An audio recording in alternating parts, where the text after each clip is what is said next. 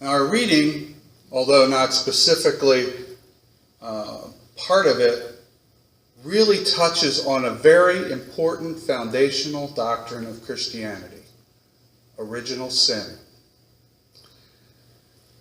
Original sin is what has happened when Adam, our representative of humankind, disobeyed God and incurred the wrath on all of creation because of his disobedience. But likewise, there was someone who represented us as well, and that was Jesus Christ. He represented us as humans, and he represented God. And through his sacrifice, he righted the wrong that Adam did. He has removed the wrath that is on all of creation because of Adam's disobedience. Now, I didn't want to specifically dwell on that, but I thought it would be some good background to talk about our reading today. So, of all of you who have ever watched a child grow up, did anyone ever teach them to be selfish? Or to be a little aggressive with their playmates? No, I don't think so.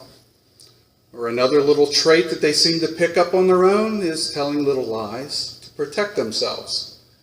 Those are things that we don't teach a child. They come naturally to them because of original sin. They're drawn into that darkness. We're all in that darkness. But Paul talks to us about being in the light. You might also notice that even the most righteous person you may know will also tell little fibs. It's a natural thing that happens. Sometimes we just don't want to tell somebody the truth because we don't want to hurt them. But that's really not a good excuse not to tell the truth. It's just the natural way we are. It's that darkness again trying to draw us in. Or another extremely good example is gossip. Gossip is always a good one. It seems to draw everyone in. And in of all of my experiences, only the tiniest little grain of truth is behind that gossip. And yet it grows. And everybody embellishes it until it's this huge, great story to tell. Again, being drawn into the darkness. So if we look at our reading today, I'm going to look at the first two verses and just kind of jump into that. My Bible's a little different than what's up on the screen, but the first two verses Paul shares with us is, "Let no one deceive you with empty words. For because of such things, God's wrath comes on those who are disobedient. Therefore, do not be partners with them." So I think a mistake some people make with those words is they think we just should not associate with those people. But that's not what Paul's telling us. Paul is telling us to not accept their excuses for their behavior. He's not telling us not to share with them the light of Christ. He's just saying don't excuse them. Don't accept their storyline because it displeases God. They are sons of disobedience. But in that second verse, he says, do not be partners with them. Well, if you were to read the Greek of it, it actually could be translated, don't be in fellowship with them. In other words, don't condone what they're doing. Don't act out the same things they are doing, because that's very displeasing to God. We want to find the goodness in things, and we want to share that light with others. So nowhere in Scripture did it ever tell us not to tell somebody they're wrong, did it? As a matter of fact, in Scripture it tells us to gently rebuff them. There's no harm in that. Although some people have a hard time accepting that.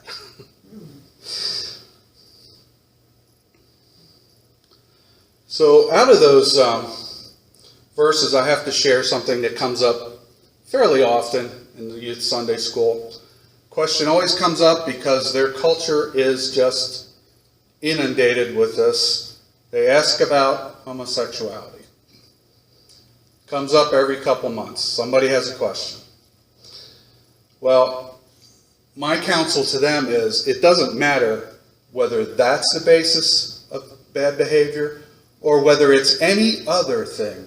Cohabitation, addiction, whatever you want to call it. We're still to love them. We are still to treat them with dignity and respect. And through love, rebuff them. To share what is good and right as God asks us to do. Because their behaviors are displeasing to God. And we don't want to see anyone fall to the wrath of God. So we should always share our thoughts, even though it's painful to do sometimes. But if we go on in our reading here, we see that Paul says that for we were once darkness, but now are light in the Lord.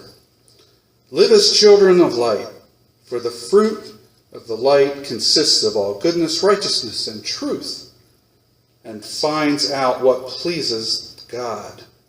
Have nothing to do with the fruitless deeds of darkness, but rather expose them. If there was a place in nature that I think really exhibits those verses, it would be a chameleon. Think about it. What does a chameleon do? If it sits in green vegetation, it turns green. It just becomes part of the background.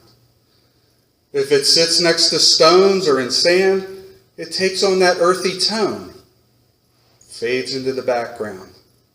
What Paul is asking us not to do is fade into the background.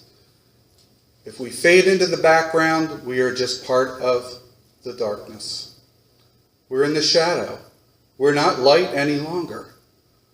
That's not what Paul wants us to do. That's not what he's telling us. And that's certainly not what Jesus Christ wants us to do.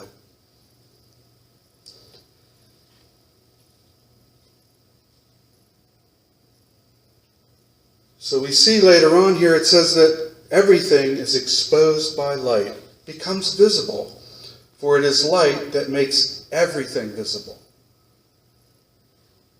When we are shining light, aren't we really showing truth? If we're really living truth, then we're shining. Then people see it.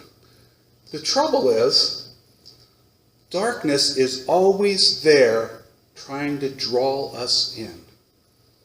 It's kind of like window shopping, if you think about it. You go along and you're tempted by what you see in the window. Do you want that? And unfortunately, in our culture, everything seems to be about immediate gratification. You see it in the window, you want it now, you act on it.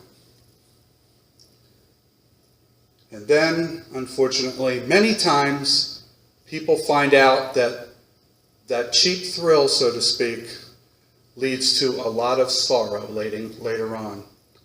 Sorrow that doesn't go away. Things they live with for the rest of their life. Is it really worth that step into the darkness? And I think all of us would agree that once you pass a threshold, it gets easier to pass it again and again. Because Satan has reached out and he's told you, see, that wasn't so bad after all. You didn't die instantly. You're still alive and you enjoyed yourself. Let's do it again. But we have to be on guard against that darkness lingering there at that threshold. But the great thing is, even if we are crossing a threshold, there's light behind us. We can always turn back to Jesus Christ. He's always there waiting for us. And in fact, if we even ask him, he will stop us from stepping across that threshold.